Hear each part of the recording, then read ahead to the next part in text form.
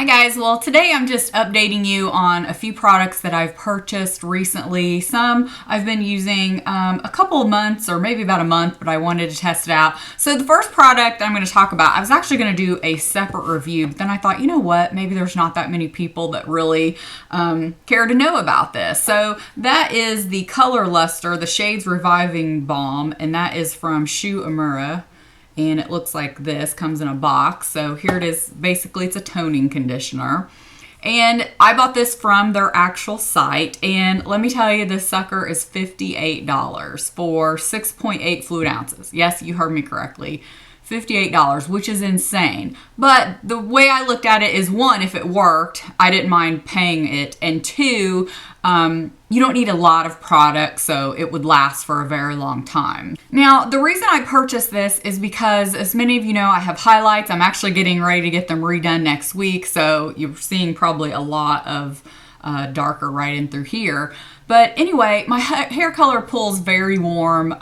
Within a few weeks of toning it, it's like right back. My hair color just does not stay a really pretty cool or ashy tone. It gets very brassy easily. I think a lot of it has to do with we have very hard water where we live, and even though I have a filter on our shower, it's still hard on your hair. But that's just the nature of my hair anyway. It always pulls very warm. So let me give you an example. I mixed two Wella toners together. I think it's T18 and T11. I'll put something here if that's not correct. I have to leave it on my hair almost 30 minutes, which is insane because most people can only leave a toner on their hair like maybe 5 to 10 minutes to cool it down, remove, any of the warm brassy tones. So that just gives you an idea that I have to leave toner on a long time. So I've always been skeptical of toning conditioners because I've tried all of them. Anybody has ever mentioned, I've tried it, they don't work. Matter of fact, some of them I feel like leave my hair in worse condition, and some of them even leave my hair more warm and brassy afterwards. So this I only leave on about 5 minutes in the shower because, let's face it, nobody's got time to be hanging out in the shower, for 30 minutes. So that's the point of a toning conditioner. You want it to be a little more quicker and easier than a regular hair toner. I think this actually says to leave on anywhere from like 5 to 10 minutes. So if you're not familiar, toning conditioners for blondes, I don't know if you can see it, but it's black, so I know it's hard to see. But this one is extremely dark purple. I mean, like probably one of the brightest I've ever seen. I did use one by AG that was very similar in tone to this. Let me tell you, if you have a white shower like I do, you better make sure you have like a cup or something you can rinse down the walls, because even if you try to be careful, it's gonna splatter some and then it will stain your shower. So you definitely need something in there to get rid of the residue. Anyway, I'm going to insert pictures here. I had my husband take pictures of my hair after using this. So I have a before shot of what my hair looks like. I was standing in front of a window. I took both shots the exact same time of day so that it would be very true. I've not altered these pictures in any way. They do look a little more, I would say, not as clear because they're more blown up than on my phone. We took the pictures on my phone. In my camera, I feel like both shots, I'm looking at it here, by the way, this is one of the after shots. In my phone, I feel like both of them my hair looks very shiny and there's more of a subtle difference. I feel like these pictures, I'm going to show you, I feel like you can almost see more of a difference there. I don't know if that makes sense. And for reference, I did use this twice. A few days apart, whatever, washing my hair. So I'd use this twice in the after photo. So I even asked my husband, I'm like, do you think you can tell any bit of difference? And he's like, maybe a little bit. And again, for reference, I'll just try to flip back to one of the before shots on my phone just to see if you can see any bit of difference. So here's one of the before shots actually on my phone. And again, I feel like my hair shows up very shiny and healthy looking more in the true pictures on the phone. Again, I don't know if it's because when you blow them up a little bit, it just lose some of the integrity. I feel like maybe it slightly looks like it helped, but honestly, for $58, it doesn't look like it did much. And when I was actually editing the pictures today, putting them side by side, I actually feel like the after, my hair might look slightly more warm in some spots. Where I tend to notice it a lot is on my ends, because obviously I only get a partial highlight. Even when I put in my own highlights, I just paint them in. And when I do a root touch up, I'm just doing the roots to cover gray. I'm not doing anything else. But I don't know. I feel like I said, the lighting was the same time of day. I try to make sure that this is true daylight in front of a window. I just don't think it's worth it, basically, to get to the point. I wanted the pictures to speak for themselves. But for $58, this is just not worth it. It doesn't do anything. To me, buy, your Wella or whatever brand you want at Sally's, or if you have, better options of toner, or have it done at the salon. To me, you get much better results than this. And I know I'm just one of those crazy heads of hair that a lot of things don't work on me, but I swear it's like toning conditioners and shampoos do not work on me, like, at all. You would think I would get smart and stop buying them, but this being a great brand, I thought I would try it. It's a fantastic conditioner. I know I've been talking now about this forever. I'll move on, but it's a great conditioner. I mean, fantastic. Your hair will feel like silk. But as far as the toning, it does nothing for me. Okay, let's move on. If you watch any of my grocery hauls, once in a while, if I'm at Target or wherever I'm grocery shopping, I will maybe pick up a makeup item or something for the house or whatever here and there. Well, I showed that I purchased this brow drama from Maybelline. So I got it in the color blonde, and I was so excited because I love the size of it. So I had mentioned in that video that I was really excited for the size because I have so much filling in to do that sometimes those really small Anastasia pencils, it's just a lot of work for me. Sometimes I would just rather quickly, get them on there and not have to worry about like such fine tuning everything. This does not work. I answered a few of your questions in that video when you asked me. Sadly, it does not work. The color is not too bad. So here's the color. So it's definitely a nice, cool, tone for blondes. But it is so waxy, and I don't know if you'll be able to tell by how easily, it goes on, but it's so slick and waxy. It's almost like silicone feeling. So for instance, if you're somebody like me that doesn't have a lot of hair, there's nothing for it to stick to because it's so slick and silicone feeling, and it doesn't even want to adhere to the skin well. So that's what's great about like using the Anastasia is they're thicker and they're definitely adhere to hair or your skin, or like if you want to use an eyeshadow, which I've done before, it will adhere better. This does not. I think the concept is fantastic. The size, the color is pretty good, all that. It was a little light for me though, I have to say, because my eyebrow hairs are pretty dark. So the filling in the sparse areas, you can kind of see the color difference, but it wasn't bad.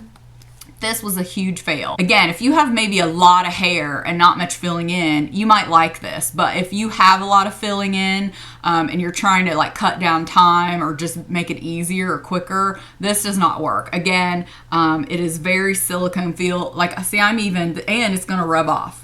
Look at this. I can pretty much rub it out totally. So what does that tell you? It's not going to stick on your hair or your brows. So there's so many better products out there. Honestly, just pass this one by. It's not worth it. Okay, I do feel like I'm sounding a little funny because I have some sinus issues, so hopefully it's not coming across too bad. But I wanted to talk about the IT Cosmetics the today's special value on QVC. I know it's sold out, but if you were interested in like products individually, I think I had talked about the new blurred lines, which I don't think it's sold separately yet in the Je ne sais quoi. That's what I'm wearing today. It's the really pretty pink, but be on the lookout for it because I'm sure they will release it.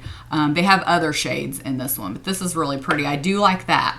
Now, I'm getting a lot of questions about the CC Plus Veil Beauty Fluid Foundation. So it's one of the cushion foundations. You see them a lot right now. L'Oreal has one. I've seen a lot of people testing that out. I've been asked if I'm going to test that out. No. One, because every time I see it tested out, it looks way too glowy and dewy for me. In some cases, I even feel like you look like an oil slick when I see it on people. I don't think it's a good look. Two, I'm not fond of the cushion foundation as far as the product itself because you don't get much product. So for the money, you're mainly paying for all this bulky packaging. Now, with this said, it did come with a refill, so you will need that pretty quickly, I'm guessing. It is 0.34 fluid ounces, so it's not even a half of an ounce. You figure a regular foundation, you're getting 1 ounce. I just don't love it. I've used it several times. I've used it with a brush. I've used it with this.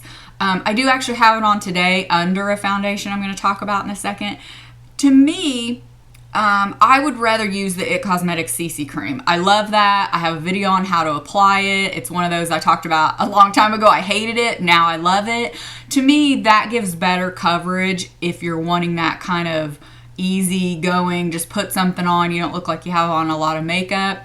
That's the product I would go for. This is even less coverage. So it looks like this. And this is the light shade, by the way. And it is darker than the IT CC cream in the light. So to me, the shades don't match up. So here it is on my finger.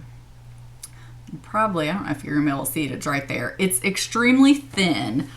So really lightweight. So maybe if you didn't like the IT CC cream because it was too thick, you may like this one, you know, give it a try. I just don't like the whole application process of it. I think it's a good idea. For some of you, this coverage will be absolutely perfect. For me, I have a little bit too much unevenness. This doesn't really help me out as much as I would like. So this is just okay. Again, I feel like it's a lot of packaging no matter what the brand for the product that you're getting. As far as the blush that came with it, and it came with a couple of brushes too, but the blush is the Vitality Brightening Cream Blush. This is in Je ne sais quoi again. This I really like. This is really pretty. It looks really bright and intimidating, but don't worry, it goes on very sheer. Here it is. I don't know, you can't see swatches sometimes real good, but it is a very beautiful flush to the cheeks. And they gave you like a duo fiber brush in this kit. It applies beautifully with that. It's just that great little pop of color, that lit from within, almost like you've been running, you know, kind of thing. So this is really pretty, and I would recommend this. Again, I'm not sure if they have this on its own yet in this color, but this is a very pretty blush, and I've worn it quite a bit. Two lipsticks that I have purchased recently. When I got an email from Too Faced that they came out with like 10 new shades, I think, from their La Creme lipstick line, which you guys know I have several shades. Naked Dolly is one of my favorites. I've mentioned it a lot. So what I liked in that email is they shown lip swatches, really close up, good color. So I was like, oh, I think I can pick a really great color this way. So the two I ended up getting was Mean Girls and Sugar Daddy. So that's what they look like there. I actually had Sugar Daddy on earlier, but my whole look ended up being a little too warm for my liking. So I blotted that off and put on this one from IT Cosmetics. But Sugar Daddy love it. It's a great color and it goes really well with that new Charlotte Tilbury liner that I talked about in Iconic Nude. That is a beautiful, beautiful lip combination. So this is what Sugar Daddy looks like. Here it is.